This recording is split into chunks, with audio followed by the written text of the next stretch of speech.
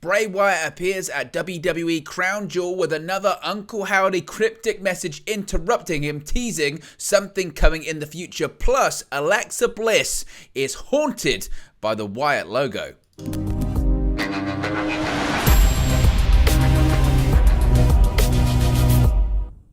Hey guys, welcome back to Wrestling News 365. Hope everyone is doing very well. As always, there are plenty of news stories to get into, and coming out of tonight's Crown Jewel Premium Live event, once again, when it comes to Bray Wyatt, we have more questions than answers, and just when we feel like we're getting somewhere with the Wyatt Six, just when we feel like we're getting somewhere with Bray Wyatt, suddenly the questions change once again, and answers we thought we had suddenly turn into even more questions. And here is the latest when it comes to Bray Wyatt, because of course it was announced this past week during Monday Night Raw that Bray Wyatt would be appearing at the Saudi Arabia show, which indeed he did. He cut a promo similar to how he's done recently, and once again he was interrupted, and we got a little further piece, one more piece of the puzzle as to what's going on with Bray Wyatt right now. So let's get straight into it. Bray Wyatt made a big appearance at WWE's premium live event, WWE Crown Jewel, where he addressed the crown and the crowd in another emotional speech to the WWE Universe.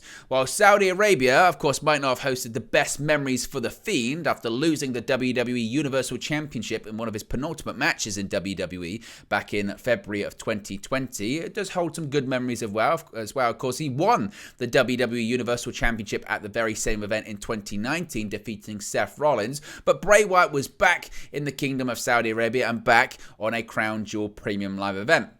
After making a very long entrance filled with his Code Orange theme song, it must be said, whilst the entrance was very long, it was brilliant. You had the Fireflies in full force, shining their lights throughout the crowd. You had something like 200 drones painting out a picture of the Wyatt Moth logo on the black Saudi sky there, the nighttime sky above the stadium. It was absolutely fantastic. Bray Wyatt then blew out his lantern to take the microphone in the center of the ring. With Riyadh, Saudi Arabia crowds chanting "Welcome back," Wyatt addressed the fans. Now, it must be said also that this crowd loved Bray Wyatt. Bray Wyatt spoke about not being loved. Well, the crowd in Riyadh absolutely loved the former WWE champion. Here's what Wyatt had to say. "My name is Bray Wyatt. There was a time that I would have done just about anything to make sure that by the time you left this building tonight, you knew exactly who I am.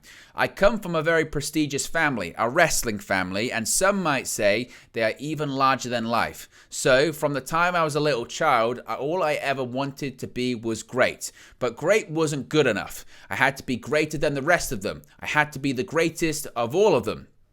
That's the point though, right?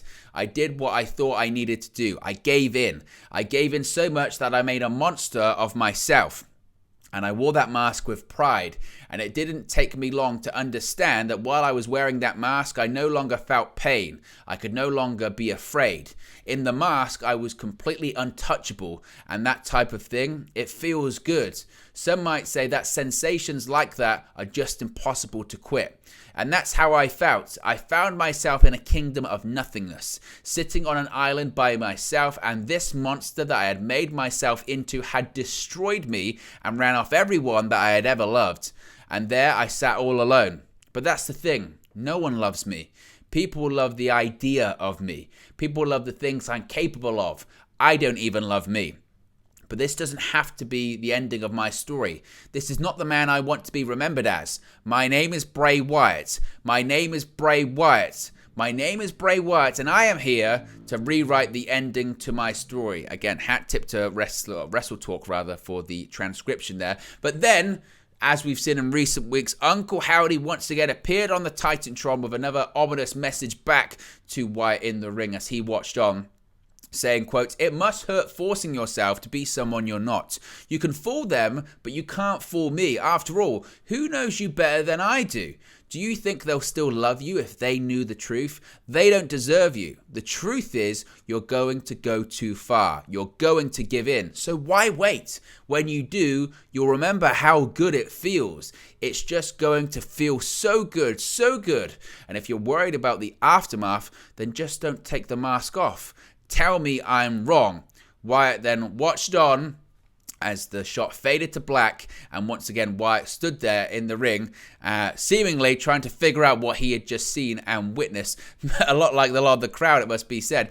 I think where this is going is Bray Wyatt's an addict, as he said there, because of the pressure of the family that he comes from, the family that he's a part of. He's a third-generation wrestler. Because of that family, as he mentioned, it's important to be great, and for him, it was important to be the greatest. So in an effort to become the greatest, he almost sold his soul to the devil and became the devil. He put the mask on to become the greatest and feel no pain and become a monster, essentially. He could no longer be afraid. As he says, in the mask, he was untouchable, and that feels good. And when something feels good, it's very difficult to quit that, even though by putting on the mask, it destroyed everything else surrounding him. Being the Fiend is like a drug to Bray Wyatt, and it made him feel good, it made him feel powerful, and nobody could touch him. But meantime, whilst he kept using over and over and over and over again, his personal life fell apart, and nobody could control him. And he had to quit that to kind of re-establish who he was and find himself once again. And as he mentions, sometimes it's impossible to quit that feeling. It's impossible to not use that mask once again and become that person, that being the Fiend. As he mentioned, he had to, though, stop because it was destroying everything around him. And he said, I'm not going to do it again. But Uncle Howdy is essentially saying to Bray Wyatt, you can say that, and you can say you're not hiding behind a mask, but you still are. You miss that feeling, and you will go back to that feeling. You're lying if you think that you won't go back to that feeling. And the idea of those people that you pushed away from you, they don't deserve you anyway. They should love you regardless. It doesn't matter. They don't matter. What you should do is you should give in. Why wait? You know you're going to give in at some point. You know you're going to become the Fiend. So why don't you just become the Fiend once again? And you'll remember just how good it feels. And when you do, it will feel so good that why even go back? Why even go back to being this Bray Wyatt? Why even go back to being this person once again? Keep the mask on. Never look back.